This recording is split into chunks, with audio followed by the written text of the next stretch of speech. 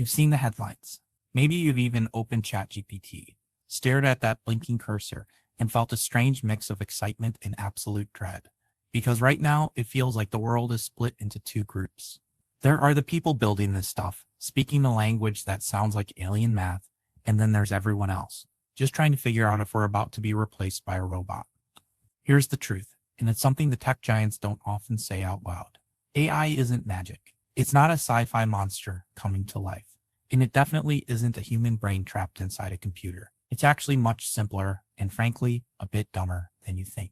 Understanding how it really works is the difference between being scared of the future and actually owning it. So we're going to strip away the hype. We're going to ignore the doomsday predictions. By the end of this video, you won't just understand what artificial intelligence is. You'll know exactly why it needs you more than you need it.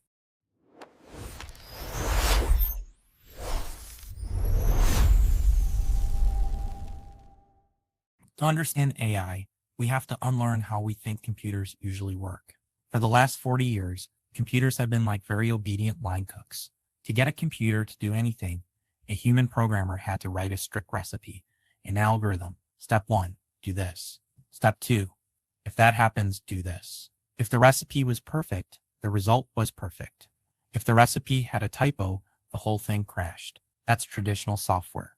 But AI, artificial intelligence, doesn't follow a recipe. AI figures out the recipe on its own.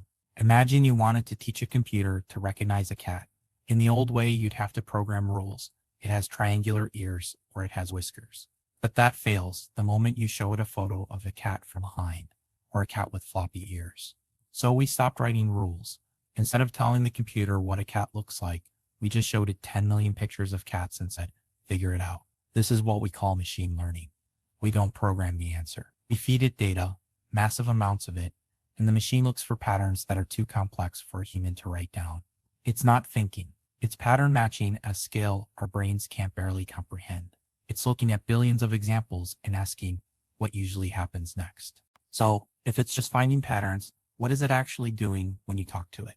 Think of the AI you use today, like ChatGPT or Claude, as a superpowered version of that autocomplete feature on your phone. When you type a text message and your phone suggests the next word, it isn't conscious. It just knows that statistically, after the word how, the most likely word is are. AI is doing that, but with the entire internet as its reference library. This is a concept called neural networks. It sounds technical, but it's actually inspired by how a child learns. A toddler doesn't learn grammar rules from a textbook. They listen to their parents speak for years.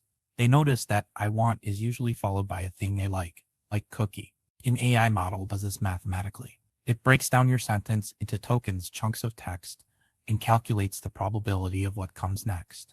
It doesn't know facts. This is the hardest part to grasp. It doesn't have a database of true facts hidden inside it. It has a map of probabilities. When you ask, who walked on the moon, it doesn't look up a history book. It predicts that the words Neil Armstrong commonly appear near the words walked on the moon. It's creating a sentence, word by word, based on what is most likely to sound like a human answer.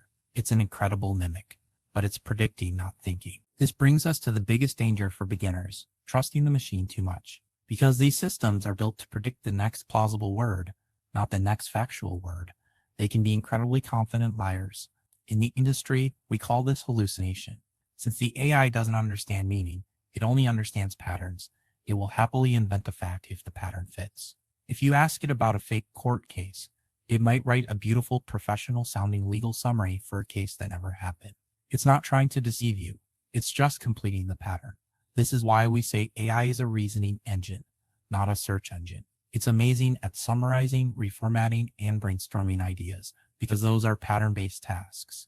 But if you treat it like an encyclopedia, you're going to get burned.